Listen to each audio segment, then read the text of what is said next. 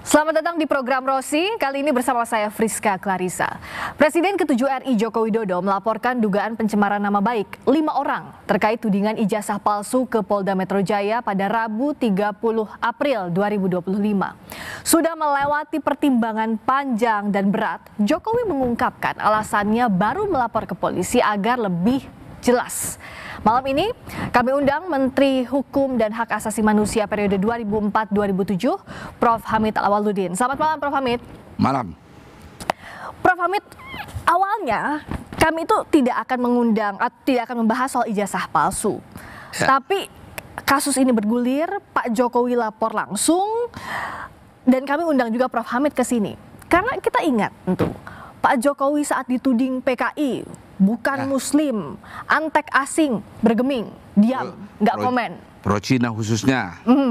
Tidak berkomentar, tidak dianggap serius. Tapi saat dibilang ijazah palsu, melapor ke polisi, bahkan melapor langsung datang ke Polda Metro Jaya. Bagaimana Prof. Hamid membaca ini? Kaget nggak, Prof? Saya tidak kaget. Kenapa nggak kaget? Kaget? Memang gayanya Pak Jokowi. Gayanya maksudnya gimana? Gayanya senang playing victim. Seolah-olah dijolimi kan? Kenapa bisa membaca itu? Gini, ini sensitif sekali soal ijazah. Kenapa dianggap sensitif? Bukannya ini remeh-temeh, quote and quote, soal ijazah? Karena kalau memang terbukti dia ijazah palsu, ya, maka dia bisa dikategorikan membohongi seluruh rakyat Indonesia. Apa bohongnya? Ya, kalau terbukti, kalau ya. Dia pakai ijazah itu untuk mendaftar menjadi calon presiden kan? Dan ketika dia diproses menjadi presiden kan seluruh rakyat Indonesia kan yang memilih dia. Artinya dia bohongi rakyat Indonesia. Kalau terbukti. Pertanyaan saya sekarang adalah kenapa baru sekarang? Ini kan soal ijazah, tudingan ijazah palsu ini bukan baru beberapa bulan terakhir.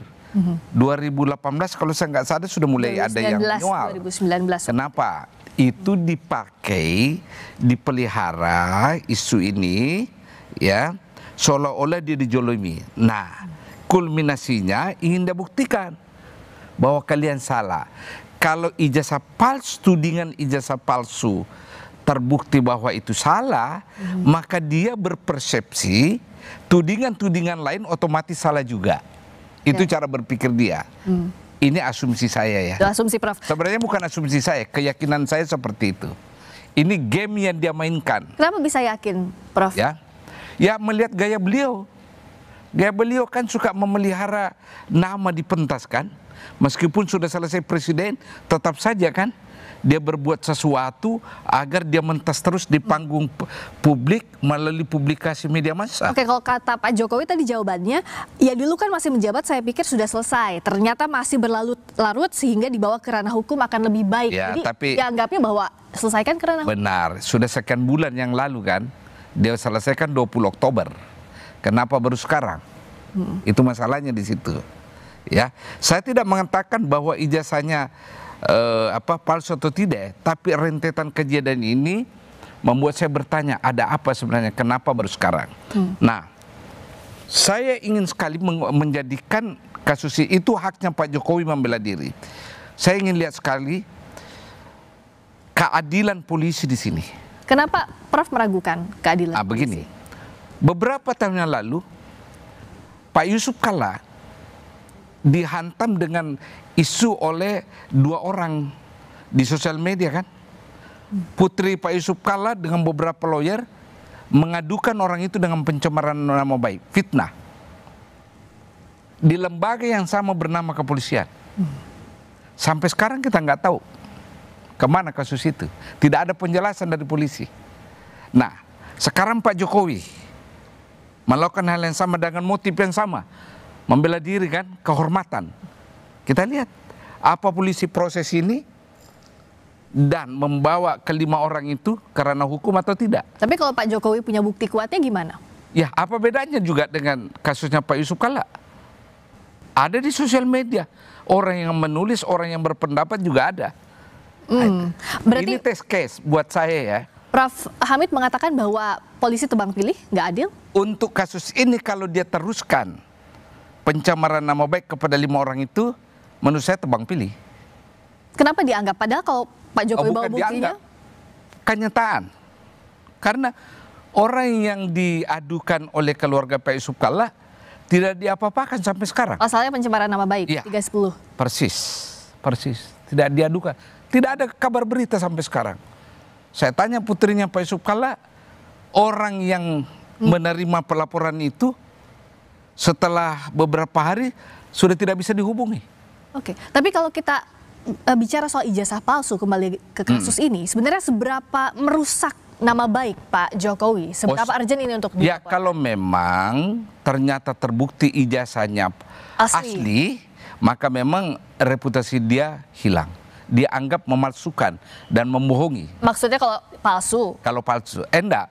Kalau terbukti ijazahnya asli, oke. dia memang sangat terpukul. Karena itu harga diri, masalah harga diri Pak Jokowi. Ya, dignity, martabat. Ada masalah martabat, makanya Ya. Pak Jokowi yang Karena turun langsung. ijazah itu dipakai sebagai dokumen persyaratan ketika dia mau menjadi pejabat publik. Tapi apa perlu sampai dibawa ke polisi? Misalnya nih kalau Pak Jokowi yakin bahwa ijazah itu ya asli, toh kan sudah diverifikasi oleh KPU. Kalau kita Ya. bicara soal hukum pembuktian ya, tidak. soal persangkaan. Ya, KPU tidak senyelimet itu ketika dia menerima pasti.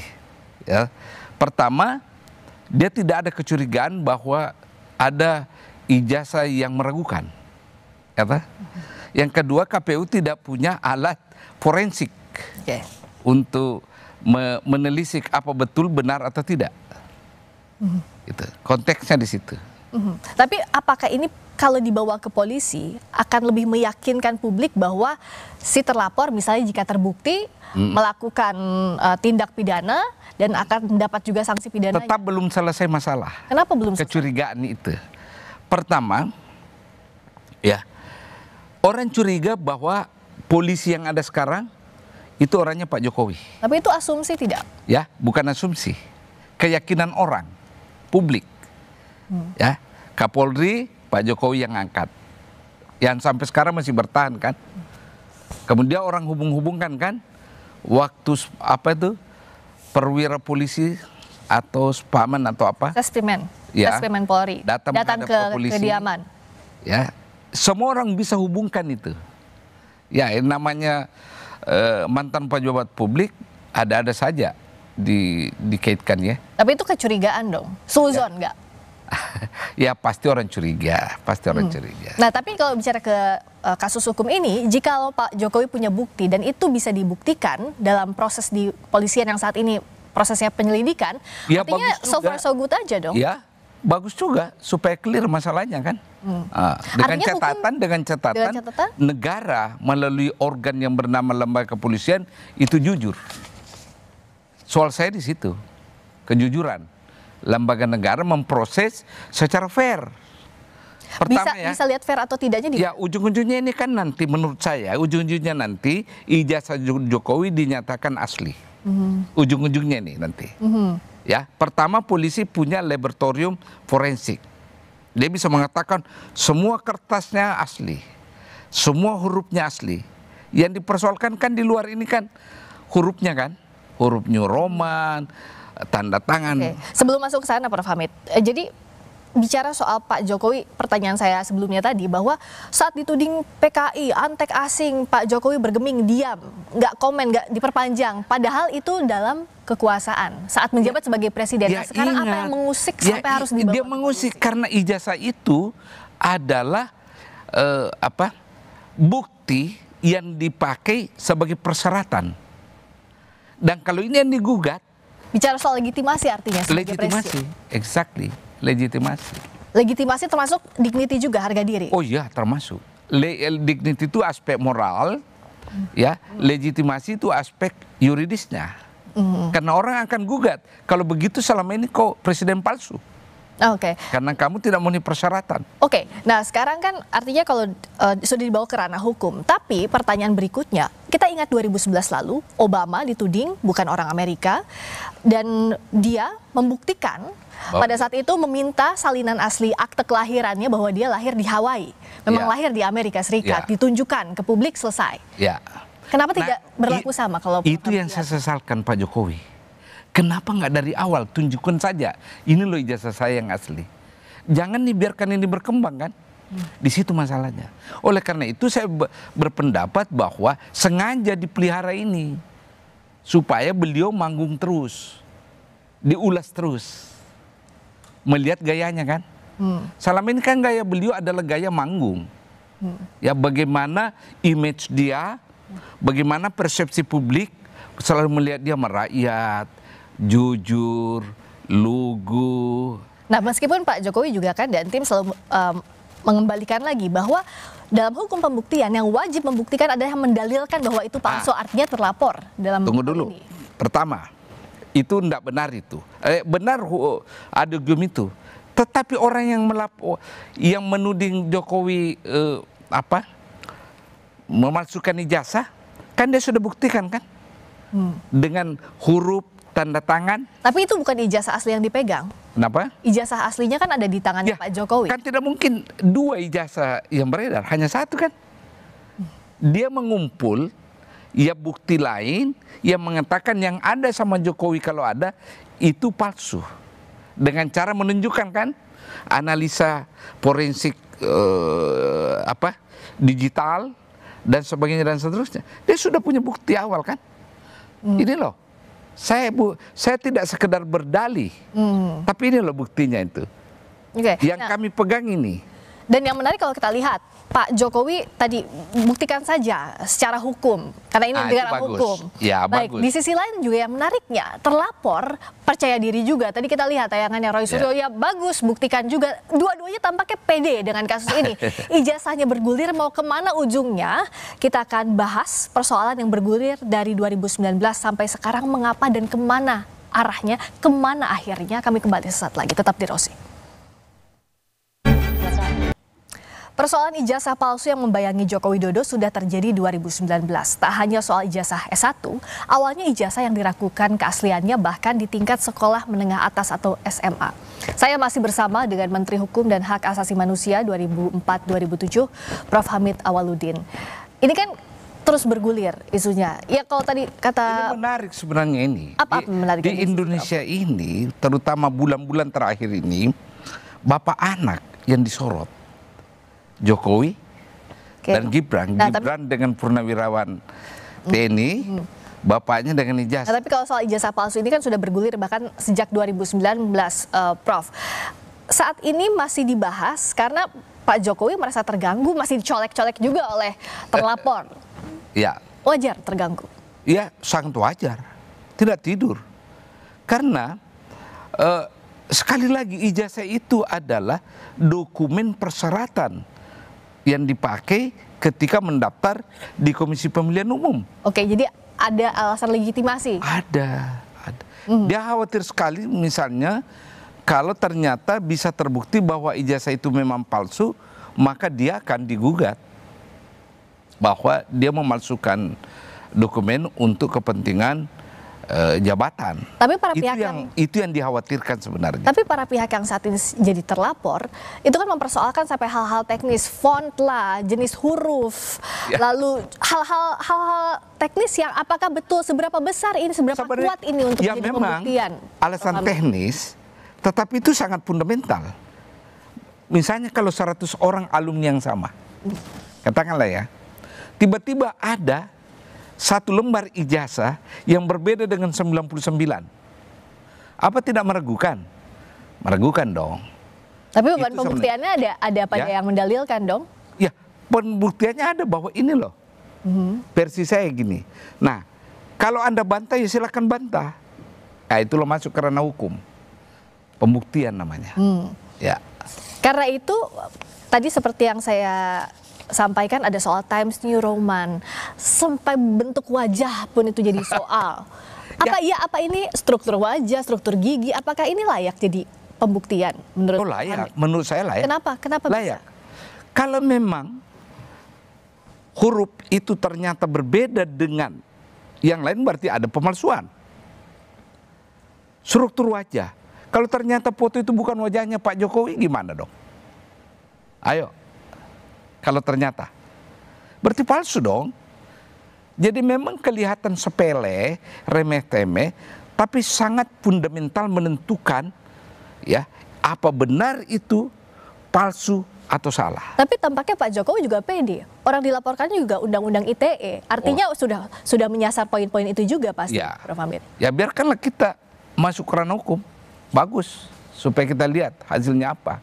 Nah, bicara soal kepercayaan diri dari terlapor, kita dengarkan dulu pernyataan Roy Suryo berikut ini. Ya, kalaupun nanti ada ijazah yang kemudian dalam tanda kutip itu bisa dibuktikan, ya dan ternyata ijazah itu mungkin dibuat dengan sangat rapi, kita sangat mempertanyakan kenapa bisa UGM mengeluarkan ijazah dengan skripsi yang abal-abal semacam itu. Jadi skripsinya saya katakan abal-abal, ya. Saya Dr. Rismond sudah memeriksa sendiri, bahkan sudah kita lakukan uji fisik dan uji forensik terhadap skripsinya, gitu. Dan jelas sekali bahwa skripsinya itu banyak sekali kesalahan, banyak sekali keganjilan, termasuk tidak ada lembar pengasahan, nama dosen pembimbing yang salah, ya, kemudian ada ketikan Times New Roman, bahkan berbagai hal lain. Tanggapannya Prof. Hamid nggak cuma soal ijazah, skripsi juga dibilang abal-abal kan? Dia kaitkan bahwa kalau skripsi kamu abal-abal, meskipun menurut saya itu dua hal yang berbeda ya, otomatis berarti ijazahnya palsu. Itu cara berpikir dia. Kalau saya berbeda, skripsi itu satu hal, ijazah itu hal lain. Tapi kawan-kawan Pak Suryo tadi itu menggabungkan bahwa kalau skripsimu abal-abal berarti juga ijazahmu abal-abal. Padahal belum tentu. Menurut Atau saya pasti? belum tentu. Kenapa bisa? Bisa Tolong saja. jelaskan. Ya, ketika dia buat skripsi abal-abal, penguji tidak tahu dan sebagainya dan seterusnya, dia lulus kan? Kemudian dia dapat ijazah, bisa saja. Nah sekarang yang kita fokus ini yang masuk ke ranah hukum kan adalah ijazah yang ditengarai bahwa itu tidak asli. Jadi artinya itu dua hal yang berbeda kalau bicara soal skripsi dan ijazah. Ya. Karena tadi yang dipersoalkan Mereka ini menggunakan dalil skripsi sebagai alat pendukung atas keyakinan mereka bahwa ijazah itu palsu. Oh, sebagai syarat kelulusan artinya begitu ya. Padahal belum tentu. Ya. Karena di skripsi tahun yang sama, tanda tangan dosennya juga beda, lalu juga tidak ada lembar pengesahan, maka itu dikatakan skripsinya palsu. Nah. Ijazahnya pun demikian. Kalaulah misalnya ijazahnya ini asli, ternyata bisa dibuktikan juga bahwa skripsinya palsu, ya tetap ada pemalsuan di situ. Skripsi itu kan tetap pemalsuan.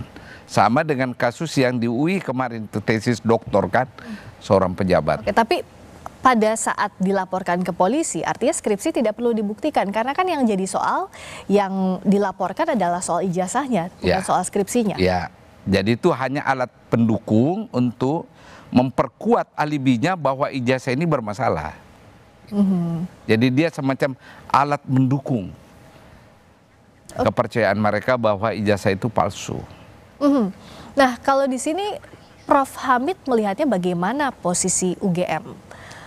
Karena UGM sudah ada klarifikasinya juga, mengatakan bahwa ijazahnya asli.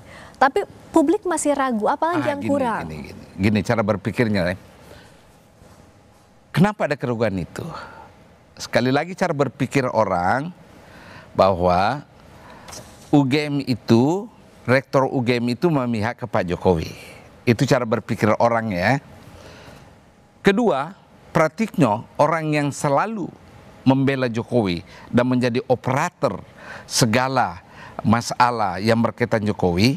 Ya, Anda sendiri tahu kan, adalah Pratikno, mantan rektor UGM. Sehingga orang menarik kesimpulan, terutama yang pro tudingan bahwa ijazah itu palsu, bahwa UGM mengikuti irama gendang keinginan Pak Jokowi, menyatakan ijazahnya asli. Itu cara berpikir dengan cara menghubung-hubungkan antara fakta yang saya kemukakan tadi. Oke, tapi kalau kita challenge lagi, kan yang mengeluarkan ijazahnya dan ijazah yang dipersoalkan adalah Universitas Gadjah Mada. Jadi yang berhak mengatakan, misalnya salah satunya adalah ya UGM itu untuk menentukan itu asli atau palsu, betul diterbitkan atau tidak. Tetapi sekali lagi, kawan-kawan yang menuntut ini kan ada dalilnya juga kan, melihat kejanggalan-kejanggalan. Nah, kejanggalan-kejanggalan itu yang mereka anggap ada sesuatu permainan. ya, kejanggalan huruf lah, kejanggalan tanda tangan, kejanggalan foto. Jadi mereka pasti otomatis mengatakan Gajah Mada juga tidak fair. Itu cara berpikir mereka ini. Oke, saya tantang balik lagi. Tapi kan kalau UGM mempertaruhkan kredibilitasnya untuk bilang itu asli, padahal misalnya tidak, kan rugi di UGM juga dan itu akan mempertaruhkan nama baik kampus ternama. Persis. Itu yang kita sesali kalau memang ternyata ada rekayasa membenarkan yang tidak benar. Tapi kalau tidak, tapi kalau tidak kan? Kalau tidak, apa boleh buat? Sudah terlanjur. UGM harus membuktikan bahwa memang UGM benar. Ya. Dan sekarang satu-satunya jalan adalah di ranah hukum. Ranah hukum. Kan, supaya segala gosip, segala fitnah yang berkecambah yang menindih Pak Jokowi dan UGM bisa clear. Tak apa-apa, masuk ranah hukum saja. Saya salut bahwa Pak Jokowi mau membawa kasus ini ke ranah hukum. Dengan catatan ya, lembaga negara yang bernama polisi fair. Gitu.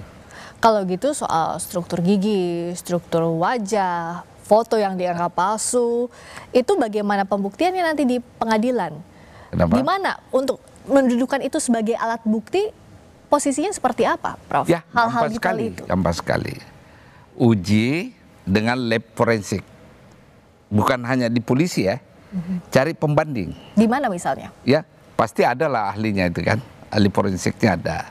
Bawa ke pengadilan. Biar hakim yang mengujinya tentang kepalsuan atau tidak. Karena ini kan adalah masalah pidana. Ya toh? Jadi biarlah hakim yang memprosesnya kelak. Ini kalau Prof baca sebenarnya kemana sih arahnya? Apakah ia di awal ngegas ke polisi atau harus dibawa ke pengadilan? Memang ujungnya ingin dibuktikan di sana. Ya, kalau ingin pembuktian yang benar bawa ke pengadilan. Bawa ke pengadilan. Dan ini bisa ya. Sampai P21 sampai masuk ke pengadilan. Polisi yang menentukan. Kah? Kalau polisi mengatakan ini cukup bukti untuk kita naikkan, kejaksaan dituntut, kejaksaan teruskan, ya bisa dong. Kenapa enggak? Itu kan hak warga negara. Pak Jokowi punya hak membela diri. Ya kan? Gajah Mada juga punya hak. Tapi tidak berarti bahwa warga negara yang menuntut ini kita nafikan suaranya. Ya. Kita tidak jadikan suara mereka sebagai unheard voices. Ini negara demokratis. Kalau Prof melihat apakah masih ada jalan lain selain dibawa ke pengadilan? Kalau saya demi kebaikan, bawa aja ke pengadilan. Kenapa lebih baik pengadilan bukan mediasi supaya terbukti misalnya? Siapa yang salah. Supaya terbukti siapa yang salah. Tapi kalau dibawa ke pengadilan, lalu ternyata terbukti bahwa terlapor ini bersalah, apakah mereka artinya akan masuk penjara otomatis? Tapi jawabnya nanti Prof. Usai jeda. Di Rosi kami kembali soal pelaporan Jokowi atas tuduhan ijazah palsu membuat publik bertanya-tanya. Kemana ujungnya dan apakah hukum bisa berjalan objektif? Sesaat lagi di Rosi. Masih di Rosi, pelaporan Jokowi atas tuduhan ijazah palsu yang menyeret sejumlah pihak membuat publik bertanya-tanya. Bukan soal ijazah semata, tapi bagaimana hukum bekerja ketika yang terlibat adalah mereka yang pernah di puncak kekuasaan. Saya masih bersama Prof. Hamid Awaludin, Menteri Hukum dan HAM 2004-2007 yang juga kolumnis Kompas. Prof, tadi Prof bilang bahwa ya satu-satunya jalan sekarang terbaik adalah diselesaikan ranah hukum sampai pengadilan untuk pembuktiannya. Tapi kalau kita teruskan misalnya, atau kalau kasus ini diteruskan sampai pengadilan, 310 KUHP, maksimal 9 bulan penjara. 311 KUHP, fitnah, maksimal kalau ada delik ini terbukti 4 tahun penjara. Artinya kalau terbukti memang laporan Pak Jokowi, unsur pidananya ada, masuk penjara dong terlapornya. Mas Roy sendiri mengatakan siap menanggung risiko. Artinya mereka ini tahu risiko perjuangan mereka untuk mengikuti jalan pikiran dan keyakinannya bahwa terbukti di pengadilan dia salah dan ada risiko penjara, ya that's hukum dan mereka siap. Itulah perjuangan yang menurut mereka apa yang saya lakukan ini adalah kebenaran. Harga kebenaran memang mahal, kebenaran mahal. Dengan catatannya polisi dan jaksa harus fair. Ya, jangan menjadi kaki tangan, memaksakan. kasus ini. Kalau memang secara objektif, secara hukum benar untuk diteruskan, dipedusatukan, ya silakan. Kenapa enggak? Dan para penuding juga sudah siap. Mereka tahu risikonya kok. Ya. Ya. Jadi para penuding, kalau menurut Prof, siap dengan konsekuensi terberat yaitu penjara. Ya tentu. Pidana penjara. Dia sadar itu. Sadar. Ya. Kalau dia tidak sadar, tentu tekanannya tidak nancap gas terus kan. Makin hari makin kencang gasnya. Dan dia tahu resikonya. Ya, itulah sebabnya saya mengatakan bawa aja karena hukum sekalian. Apa boleh buat? Ini dengan harapan lembaga atau aparat negara berlaku fair. Oke. Jadi saya mau menegaskan lagi. Jadi ini adalah konsekuensi dari laporan Pak Jokowi soal pencemaran nama baik, fitnah, dan juga undang-undang ITE. Kalau ini bergulir sampai pengadilan terkait dengan ijazah palsu yang ditudingkan, berarti yang terberat adalah sanksi pidana itu akan diterima oleh para terlapor. Itu pasti didapatkan. That's the price. Itu harga dari perjuangan yang mereka yakini kebenarannya. Dan mereka siap. Mereka akan katakan, kami siap mengambil risiko apapun yang terjadi. Ya. Karena yang dipilih jalannya adalah rule of law. Rule of law. Seperti itulah. Nah, tapi yang menarik juga, Abraham Samad ini posisinya Ketua KPK periode 2011-2015 memang bukan termasuk dari terlapor tapi mendukung para pihak terlapor. Kita dengarkan dulu pernyataannya. Menurut saya menghimbau teman saya Pak Jokowi ya supaya mungkin lebih elok, lebih arif, memberi contoh kepada masyarakat supaya tidak melanjutkan laporannya. Supaya orang tetap bangga terhadap sikap Pak Jokowi. Karena apa? Mantan pimpinan yang bisa diingat itu ada legasinya. Kalau Pak Jokowi membuat atau meninggalkan legasi yang bagus, maka diingat. Tapi kalau Pak Jokowi meninggalkan legasi yang tidak elok, yang memalukan, maka orang tidak akan pernah mengingatnya. Tapi Pak Jokowi punya pilihan untuk menarik atau mencabut laporan atau tidak? Tarik. Meskipun punya pilihan karena itu delik aduan. Ya, karena itu saya yakin bahwa teruskan aja. Kalau memang tidak bisa ditarik, pilihannya apa? Terus atau narik kan? Tapi bisa harusnya kan ditarik kalau mau. Kan dia pelapor, dia bisa tarik. Kalau mau Kalau bisa dia tarik. Kalau dia mau, tapi menurut saya dia tidak akan tarik, karena dia sudah merasa bahwa apa yang dia punya adalah benar, meskipun orang tetap mencurigai bahwa kebenaran yang dia yakini itu tetap tidak benar. Mengapa baru sekarang tunjukkan ijazah asli itu? Kenapa baru sekarang? Kenapa nggak dari awal-awal? Kan ini kan semakin hari makin terpojok kan beliau. Nah, kenapa baru sekarang ditunjukkan? Jadi keraguan orang tentang kebenaran yang dimiliki Pak Jokowi tetap ada. Oleh karena itu untuk mengklirkan semua, oke, kalau Anda tidak tarik teruskan aja supaya kita lihat pengadilan gimana. Karena sekalian sudah ya, masuk. memang ada harganya. Kalau pengadilan memutuskan bahwa kebenaran berada di Pak Jokowi, ya tergantung putusan hakim. Saya mau tanya juga Prof sebagai akademisi, ada yang berpendapat bahwa soal ijazah ini harusnya diselesaikan secara ilmiah, akademik, bukan dibawa ke ranah hukum. Prof seperti setuju? apa misalnya secara ilmiah? Diadu, ya. Tunjukkan saja datanya. Tapi kan Jokowi tidak mau menempuh cara itu kan. Dia langsung bawa ke ranah hukum.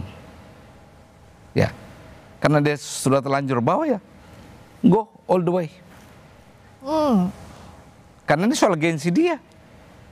Tapi bisakah dikatakan ini kriminalisasi? Karena dari banyak juga yang dukung pihak terlapor bilang bahwa ada potensi kriminalisasi. Bisa saja ada anggapan seperti itu. Bisa saja ada anggapan. Karena cara berpikir orang bahwa polisi masih berada di bawah genggaman Pak Jokowi. Itu tidak bisa dipisahkan itu. Rentetan kejadian ini. Tidak bisa. Jadi tetap orang mengatakan bahwa unsur kriminalisasi ada. Tapi kalau Prof melihatnya langkah Pak Jokowi ini ada langkah menuju atau ingin menuju ke kriminalisasi atau langkah warga negara memperjuangkan haknya? Saya kira kriminalisasi. Kenapa? Ya, karena sekali lagi, kenapa baru sekarang mau bersedia tunjukkan ijazahnya yang asli? Kenapa baru sekarang? Kenapa nggak dari awal? Kenapa nggak ketika munculnya ini kan dia berhenti jadi presiden Oktober kan? Kalau alasannya bahwa saya ketika itu presiden, ini nanti orang menganggap saya dikte polisi, jaksa. Ini kan Oktober. Sekarang bulan 4, sudah 6 bulan kan. Kalau memang mau menyelesaikan secara bermartabat. Jadi apa yang dilakukan Pak Jokowi ke ranah hukum ini adalah langkah panik untuk membela diri sebenarnya. Tapi langkah kan, panik. Langkah panik kenapa bisa? Ya langkah panik. Dia terpojok kan dengan argumen-argumen yang ada. Makin hari kan makin muncul argumen ini, ya, dari para penuding. Mulai tahunnya lah. Kemudian sekarang diseret lagi ke belakang. Soal skripsi kan. Yang dulunya hanya ijazah sekarang diseret dikaitkan dengan skripsi. Jadi langkah panik yang dilakukan. Tapi kalau Pak Jokowi punya buktinya dan bisa membuktikan ini adalah benar, Pak Jokowi bisa disorot publik bahwa selama ini Pak Jokowi yang jadi sasaran fitnah, target fitnah. Justru jadi pahlawan. Itulah yang saya katakan dari awal. Kenapa dia, kalau memang dia punya asli, kenapa dia tidak kemukakan dari awal, tunjukkan dari awal? Karena dia jadikan ini game. Prime victim, seolah-olah dijolimi. Lalu semua tudingan yang lain, pro-Cina, PKI, anti agama, itu dia asumsikan akan terhapus dengan membenarkan, membuktikan kebenaran ijazahnya. Tapi kalau jadi sasaran fitnah berarti betul dizolimi dong. Ya, ya kita lihatlah di pengadilan. Kita tidak berada dalam posisi sekarang, karena kita sendiri nggak pernah lihat aslinya ini. Tapi berarti bukan panik dong, master of the game. Karena tahu bahwa akan memenangkan permainan, master of the game. Belakangan itu pasti dia yakin. Sekarang setelah ada klarifikasi dari Gajah Mada kan. Awal-awalnya kan belum ada klarifikasi dari Gajah Mada. Dia ngambang terus. Sekarang semakin terpojok kan. Jalan satu-satunya adalah oke, kita ke polisi. Tapi Anda melihat bahwa saat ini ya pembuktiannya harus secara hukum sampai pengadilan. No way out. Nggak mungkin dia tarik. Karena sudah harga dirinya kan. Nah gitu. Dan teman-teman kita sebagai warga negara ya yang menggunakan haknya untuk ragu, itu juga sudah siap menanggung resikonya. Saya tidak yakin Jokowi mau tarik kasusnya ini. Enggak. He will fight all the way. There is no way back? Tidak ada jalan mundur? I don't think so. Saya tidak yakin. Karena dia sendiri yang datang kan. Bukan melalui pengacara. Tidak ada jalan mundur? Kami kembali sesaat lagi. Dalam kasus tudingan ijazah palsu terhadap Presiden ke-7 Joko Widodo, satu-satunya jalan yang sekarang ditempuh adalah jalur hukum. Prof. Hamid juga tadi mengatakan bahwa tempuh sampai ke pengadilan. Artinya bisakah hukum ini menjadi panglima atau bisakah kita katakan bahwa hukum masih jadi harapan untuk mencari keadilan? Begini, Anda sendiri yang suka memuatkan di media. Sekarang terjadi mafia hukum kan? Pada tahun 80, saya mengambil satu mata kuliah namanya Hukum Dagang di Fakultas Hukum, mahasiswa. Hampir saya tidak sarjana hukum gara-gara hukum dagang. Ribet saya pahami itu. Setelah 40 tahun, usia saya sekarang segini, ya, saya berhadapan satu kenyataan namanya dagang hukum. Tetap saya tidak bisa memahami. Saya tidak bisa memahami itu hukum dagang. Sekarang saya tidak bisa memahami dagang hukum. Dan terjadi. Ya kan? Kalau kita lihat pemberitaan yang kawan-kawan pers kemukakan semua sekarang, bahwa di Republik kita memang ini terjadi basar keadilan. hukum menjadi barang komoditi yang tunduk dengan mekanisme pasar. Ya, supply and demand. Hakim kena berita, polisi, jaksa, semua kena kan? Sebagai lembaga ya, sebagai lembaga. Meskipun yang melakukan orang per orang, tapi pemberitaan kan memberitakan ketiganya ini. Ada kasus A, ada kasus B, ada kasus C. Terlepas persoalan kasus ijazah Pak Jokowi ya, terlepas. Memang terjadi seperti apa yang dikatakan oleh kawan-kawan media bahwa terjadi mafia peradilan, ya. Ada pengacara, Ya. ada hakim, ada panitra. Semua lembaga hukum kita dan badan-badan yang berada di lembaga hukum kita ini kena masalah yang sangat negatif. Sogok menyogok, beli perkara dan sebagainya. Artinya memang hampir dikatakan legal system kita kolaps sekarang ini. Kolaps. Sistem hukum kita. Sistem hukum kita. Sistem penegakan hukum kita kolaps sekarang dengan berbagai kasus yang terjadi. Kalau kita lihat misalnya pengacara, kita dari kasus terakhir misalnya kasus suap hakim 60 miliar. Ya. Ada MS, ada J, Marcel Santoso dan Junaidi. Itu kan pengacara yang ternama, kaum terdidik.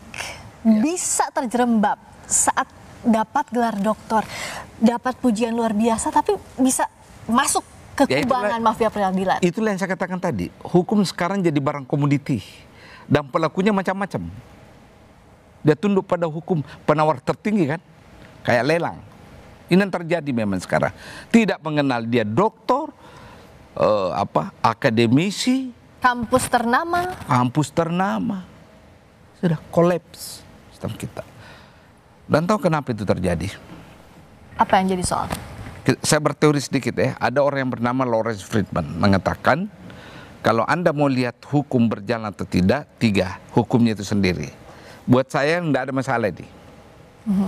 Tetapi strukturnya, negara, lembaga-lembaga negara itu yang kita percakapkan kan, mulai jaksa, polisi, belakang ini hakim banyak disorot ya, dan kulturnya. Kultur itu banyak tabiat masyarakat kita.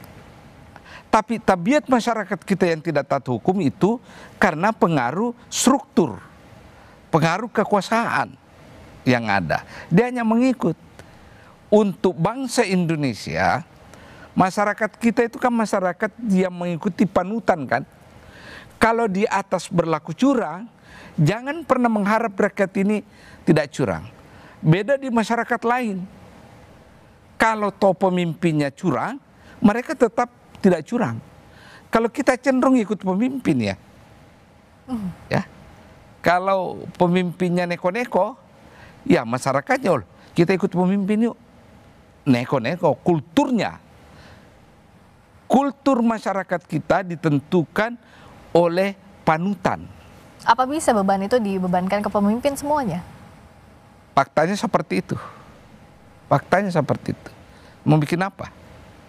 Itulah sebabnya kenapa filosofi kita kan selalu mengatakan ingarso sung tulodo kan. Kita ikut pada keteladanan. Persoalan penegakan hukum dengan masyarakat, bentuk masyarakat Indonesia adalah persoalan panutan. When the leader is good, maka kultur masyarakat kita juga adalah good. Nah, kalau kita balik lagi ke sistem peradilan, orang-orang yang ada di dalamnya, tadi Prof. Hamid sebutkan ada hakim, ada pengacara di sana. Iya. Dari kasus-kasus terakhir misalnya, biasanya kan pengacara itu dan panitra ini jadi pintu masuk. Karena tidak bisa hakim berkomunikasi, bertemu langsung dengan yang berperkara. Tidak juga. Kenapa? Hukumnya begitu. Banyak hal terjadi. Saya kasih contoh ya. Tahun lalu, saya kebetulan mengurus Yayasan Sosial Jenderal Yusuf di Al-Markas. Kami sudah menangkan sampai di kasasi. Masukkan penjara itu orang yang mengklaim tanah yayasan, tanah Pemda ya, masuk. Mereka PK. Sebelum dikirim berkas PK kan dibuat majelis dulu kan. Anggota majelis yang mau mengirim berkas ini ke Mahkamah Agung untuk PK datang ke saya. Hakim loh. Dia tahu saya ketua yayasan.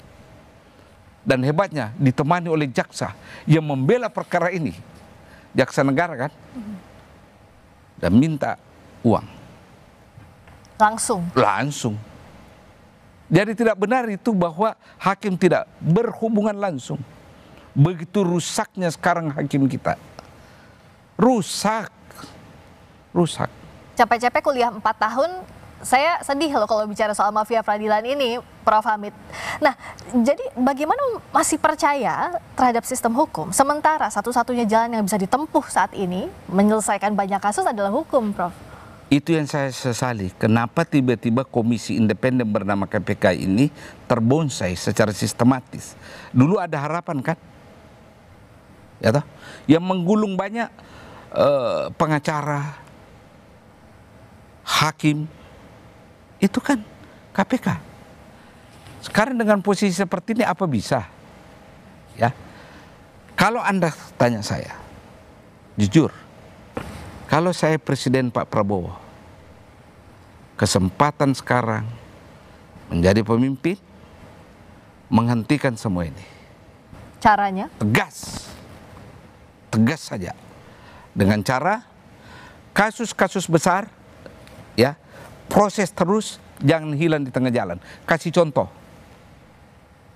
Kita mau spesifik, misalnya kita ambil sebagai unit analisa perkara kasus PIK yang sangat heboh kan, sampai ke mancanegara.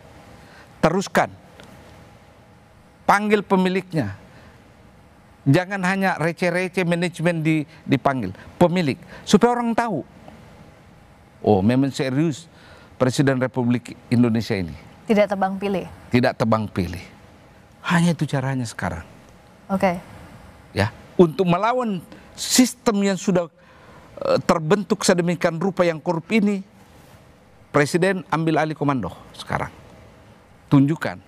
Untuk membuktikan bukan rule by law, tapi rule of law. Rule of law. Saya mau kasus ini terus. Jangan tiba-tiba hilang. Begitu juga kasus-kasus lain. Sehingga hakim tahu bahwa Presiden Republik Indonesia, pemimpin tertinggi kita ini tidak main-main. Ya. Kalau tanpa dengan itu, sudah. Ini sudah jadi sistem kebobrokan hukum kita ini. Jangan sampai eksekusi hukum kita. Oke. Law enforcement kita sudah bobrok sekali. Ya. Penegakan hukum tidak boleh tebang pilih. The President must be determined untuk eksekusi. Dengan kasus-kasus, mulai kasus besar. Go all the way down until the end. Jangan tiba-tiba hilang. Karena begitu hilang, semua akan mengatakan, ah, gampang. Kita tidak diapa-apakan kok. Mulai pengacara, aparat birokrasi, hakim, dan sebagainya dan seterusnya. Karena begini ya, Friska, jaksa berbuat A karena dia bilang, ah, polisi kan sebagai penyidik juga begitu. Nah, hakim yang berbaju hitam, masa kalian saja yang dapat, kami enggak? Lalu pengadilan negeri, pengadilan tinggi. Jangan sampai jadi lingkaran setan dan tidak ada ujungnya gitu ya, Prof. Dan sekarang mafia peradilan tahu nggak modusnya? Dia tidak peduli kalah di pengadilan negeri, kalah di pengadilan tinggi. Dia tunggu level kasasi supaya kurang uang keluar. Ya. Dia bom di level kasasi. Itu yang terjadi. Ya. Ya sekarang ini. Jadi hukum harus tegas, tidak boleh tebang pilih. Oke gas, jangan omong-omong doang, gitu ya. Prof. Hamid Awaludin, terima kasih sudah bersama di program Rosi. Makasih. Selamat malam. Malam. Terima kasih Anda telah menyaksikan program Rosi. Saya Friska Clarissa, kita jumpa lagi Kamis depan, tetaplah di Kompas TV, independen terpercaya. Selamat malam, sampai jumpa.